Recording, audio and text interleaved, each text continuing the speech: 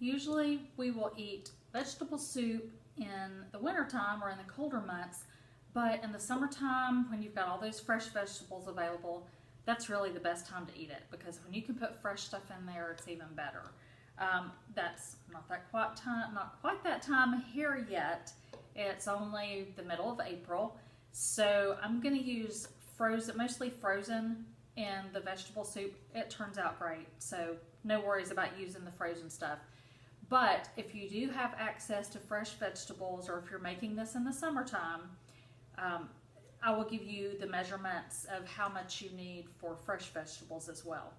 So I'm going to start out with, I've got 2 pounds of ground beef in here that I have browned, and I've cut up 1 onion and chopped it up and put it in here, and I cook it with the ground beef. Then drain all the grease off of it. So once you've done that, you're going to add potatoes that you've cubed. I use red potatoes. They're kind of my favorite to go in just about anything. And the recipe calls for 3 large potatoes. But red potatoes are really not that big. They're smaller than a tennis ball. So I use anywhere from 4 to 6 of the red potatoes, just depending on how much you like. 2 cans of diced tomatoes. And I do have my own downstairs that I canned a year or 2 ago, but I just didn't have time to run down there and get them. And it was just easier to do this because I'm doing mostly frozen and stuff from the store instead of what I have here today. 1 can of beef broth.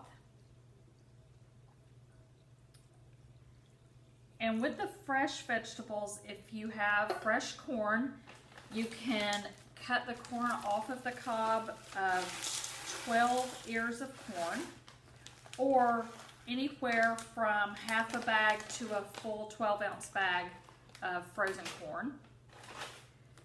Fresh okra, 12 pods of okra, or once again, you can use as much okra as you want. A full 12-ounce bag is usually what I would use in a recipe, but this pot's getting a little full. And 1 cup of butter peas. And these are frozen butter peas. So once you put all of those in there, give it a stir and see how much liquid you have.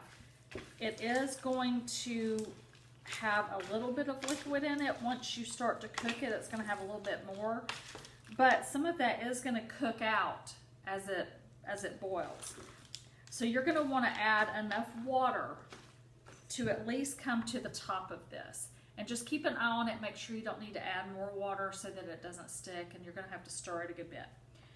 Bring it to a boil and then cook it until the potatoes are tender. So probably boil it 15 to 20 minutes. And then it's good to go. So we're going to have that with our Mexican cornbread, which is a video that I did earlier. And I'm not sure which order I'm going to post those in, so it may not be on there quite yet, but there will be a vegetable soup recipe and a Mexican cornbread recipe. And I'll come right back as soon as this is done and show you exactly what it looks like in a bowl. So the vegetable soup is all finished, and we've got our Mexican cornbread on the side, and it just looks great with all those different colors of the vegetables in there. So try it, let me know if you have questions, and definitely let me know if you like it.